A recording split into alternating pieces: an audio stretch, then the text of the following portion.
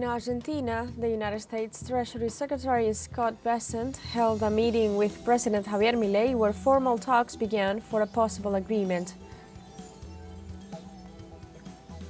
In Russia, a new Ukrainian drone attack took place in the early hours of this Tuesday morning against the city of Kursk.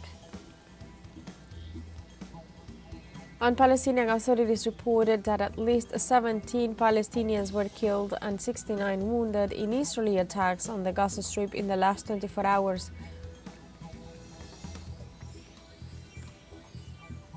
Hello and welcome to From the South. I'm Alejandra Garcia from teleSUR Studios in Havana, Cuba. We begin with the news.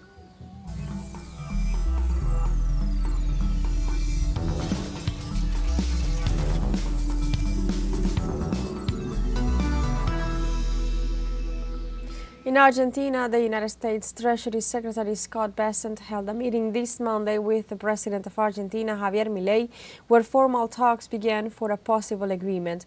During his visit to Buenos Aires, the U.S. official assured that a U.S. financing line for Argentina is not under consideration. In this regard, he added that the country still maintains a credit line with China under a swap of $18 billion, which was criticized by the head for Latin America of the Secretary of State Mauricio Clever Caron, who stated that they would not finance the repayment of the swap. Regarding tariffs, Bessent explained that the United States will maintain the negotiations as with the rest of the countries. In this sense, in Argentina, the valuation of 13 to 15% against the previous official dollar penalties exceeded half of Friday's gap with the financial dollar. The government's decision to implement a sharp devaluation of the Argentinian peso and rise the interest rates is in line with the International Monetary Fund request to take decisions before next week's expected disbursement. During the day, the National Bank tried to mark the price band and set a price of 1,230 pesos for retail savers to buy. Compared to the official wholesale dollar of last Friday, this represents an increase of 12 to 15%. This process could be reflected in a greater supply of dollars, but also in an increase in demand, which could increase pressure on the exchange rate and push up the dollar and the inflation.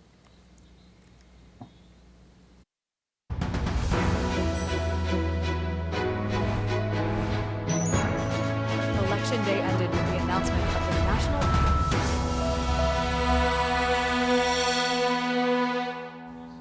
The 2025 general elections were held in Ecuador on Sunday, April 13th. The results published by the National Electoral Council give as winner to Daniel Noboa. However, this process is under scrutiny because, according to specialists, there was a fraud of origin. Our correspondent Gabriela Mena tells us the details. In Ecuador, election day ended with the announcement of the National Electoral Council CNE giving Daniel Noboa as the winner. However, this result generates surprise among diverse sectors. For experts, the scenario that Ecuador is going through can be cataloged as a fraud of origin. This because Daniel Noboa remained as president and candidate, managing to maneuver from the executive in his favor. It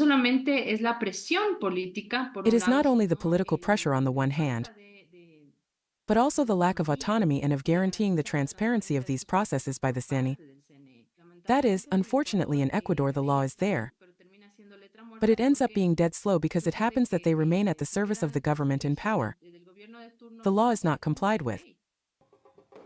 But there is more. Noboa not only used state funds, which exceed $570 million, but he also used constitutional resources to decree a state of exception in Quito and 7 provinces where the candidate for the Citizen Revolution, Luisa Gonzalez, had the highest percentage of acceptance. In addition, he did not request a license from the National Assembly to begin his campaign period and only notified the CNE, ignoring the Ecuadorian constitution.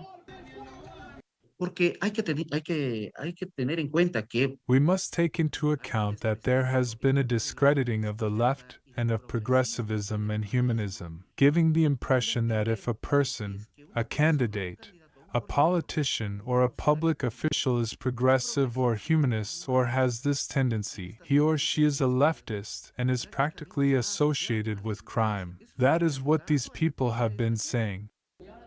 All this has made the different electoral observers question the lack of action on the part of the National Electoral Council and the transparency of this democratic day, for which they even sent an official letter to the CNE notifying them of these localized irregularities. In addition, they question why Daniel Noboa closed his electoral campaign with international artists when the Code of Democracy does not allow it.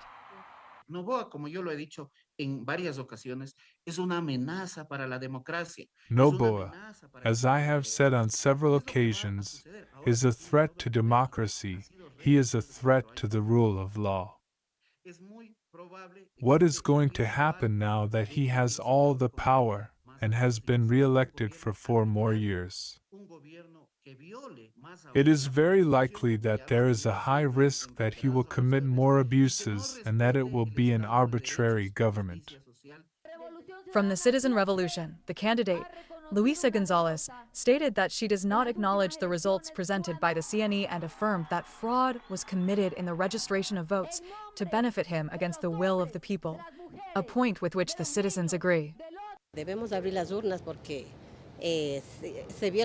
We must open the ballot boxes because the fraud was seen. The fraud is seen. It is seen because in the territory we were talking to the people. In the territory it was seen that they were all with Luisa. Now, the Citizen Revolution and allied forces, as well as multiple sectors of the citizenry, demand the reopening of the polls and transparency of the results, as well as the investigation of the last-minute arbitrary changes in electoral precincts, the military intimidation and obstruction of electoral observers, and, above all, the manipulation of official records. Gabriela Mena, teleSUR Ecuador. And now we have a short break coming up, but first remember you can join us on TikTok at teleSUR English, where you'll find news in different formats, news updates and more. We'll be right back, stay with us.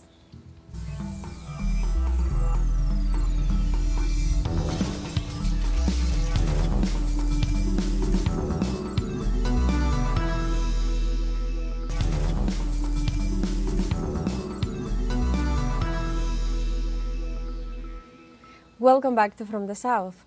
Brazilian President Luiz Inácio Lula da Silva passed without vetoes an economic reciprocity law in response to U.S. President Donald Trump's tariff policy. The legislation gives the Brazilian government tools to counter unilateral trade measures that harm the national economy. This defensive measure comes as a direct reaction to Trump's administration tariffs of 10% on all Brazilian products entering the U.S. market, with the exemption of steel and aluminum, which face an even higher rate of 25%. Despite the defensive nature of the legislation, the tax leaves open the door to dialogue to resolve trade tensions between the two nations.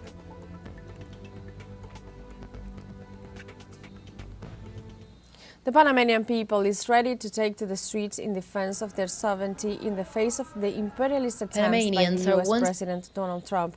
Let's see more in the following report by our correspondent Belén de los Santos. Panamanians are once again ready to take to the streets in defense of their sovereignty.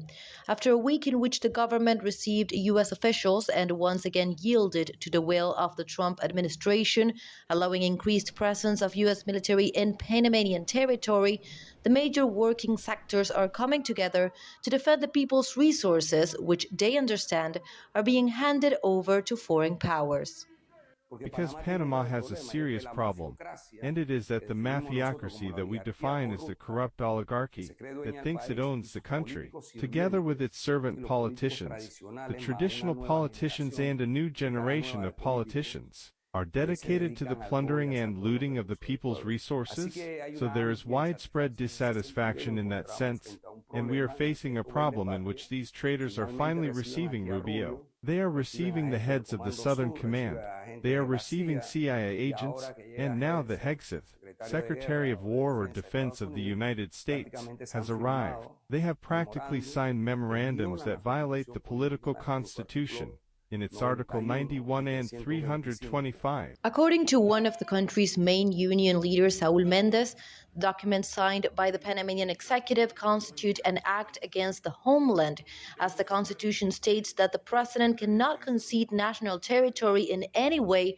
to foreign powers, and that any change regarding the canal's defense should be approved by the assembly and through a popular consultation. This context adds to the social discontent regarding the mismanagement of sovereign resources and the recently approved social security reform that directly affects the working class.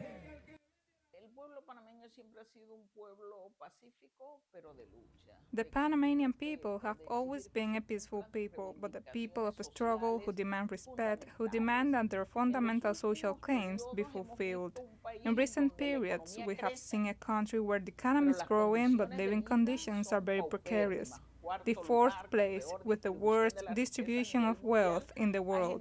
This has generated national discontent, and Panamanians have asked for a canal in favor of the interest of Panamanians. A canal for the country and not a country for a canal. And on top of that comes the government of José Raúl Mulino, a reactionary government that calls itself a business government, but is, above all, in the face of the aggression after Donald Trump became President of the United States, a submissive government dragged along that has allowed a series of situations that we Panamanians thought had been overcome. For example, the military presence of the United States in our country.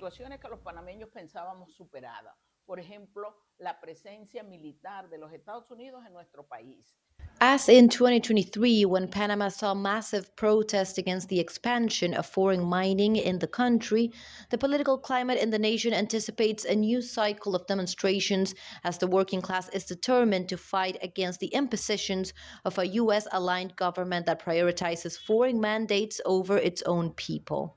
Unions from different economic sectors are organizing a joint action plan with a great demonstration set for April 24th, when a general strike is likely to be announced. The rejection of U.S. military bases in the country, as well as the construction of a new dam in Rio Indio, and the need to repeal the Social Security law are the main causes fueling the struggle. Panama's sovereignty is cared for by Panamanians. The people have risen up as of Wednesday, April 23 RD. The teachers of this country have announced that we are going to go on a general strike, and as of April 24, after the great national march that we are going to have that day, it is most probable that a national strike of all other sectors will be announced. And hence the slogan, "This country is not for sale." This country is being defended, and this is a fact that we have demonstrated with the blood of Panamanian men and women. Belén de los Santos from Panama City for teleSUR English. U.S. President Donald Trump meets with Salvadoran President Nayib Bukele amid general outrage over a migrant transfer to Salvadoran jail. Protesters gathered in front of Salvadoran embassy in Washington, D.C.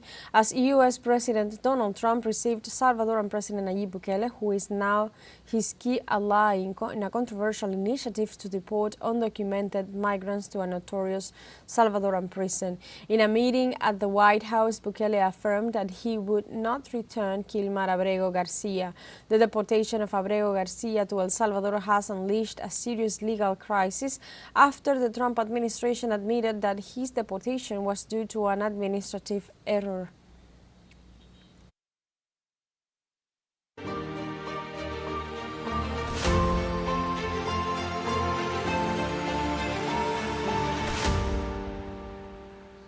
In Russia, a new Ukrainian drone attack took place in the early hours of this Tuesday morning against the city of Kursk.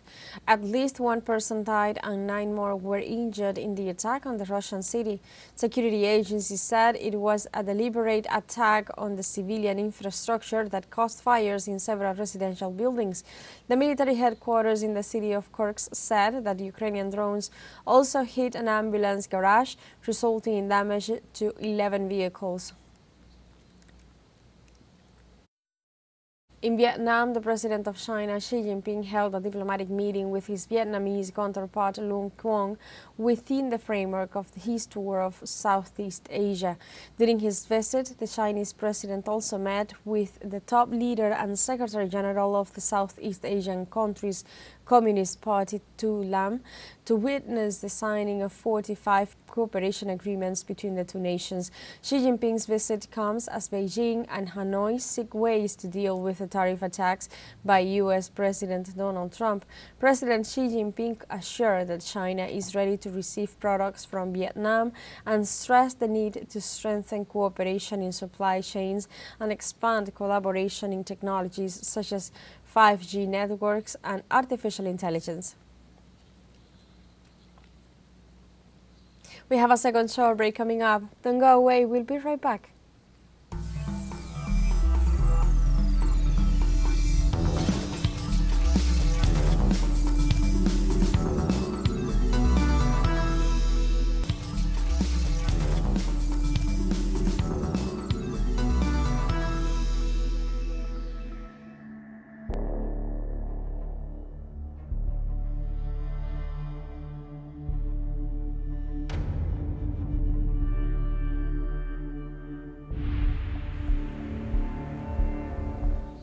Welcome back to From the South.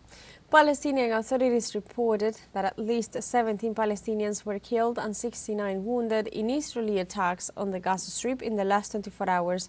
This way, at least 3 people were martyred and others injured when Israeli warplanes attacked a tent sheltering displaced people west of the town of Khan Yunis in the south of the devastated Palestinian enclave.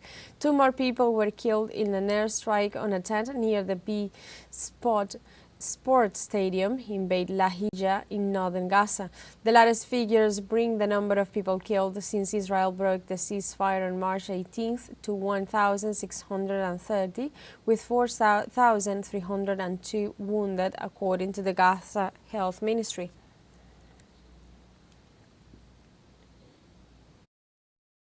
Doctors in Gaza denounced a 40% increase in the number of children killed, a figure that currently exceeds 500 children deaths.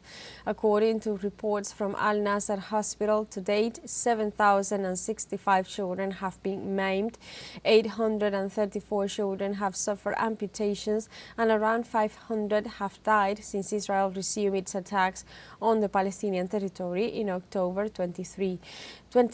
This crisis is aggravated by the severe shortage of medicines in the enclave, which makes the survival and recovery of affected children even more difficult.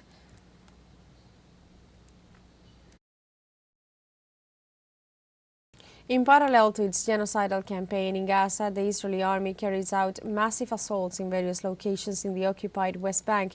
At least 3 Palestinians were arrested and taken away blindfolded by the Israeli occupation forces during a military raid in the town of Anata on Tuesday morning. Hours earlier, a Palestinian child was rushed to hospital after being shot in the back by occupying forces in the city of Awarta. His condition is still unknown. Meanwhile, 79 consecutive days of the Israeli assault on the city of Tulkarem, with thousands displaced, hundreds arrested, homes destroyed, and at least 13 people killed since the beginning of the aggression.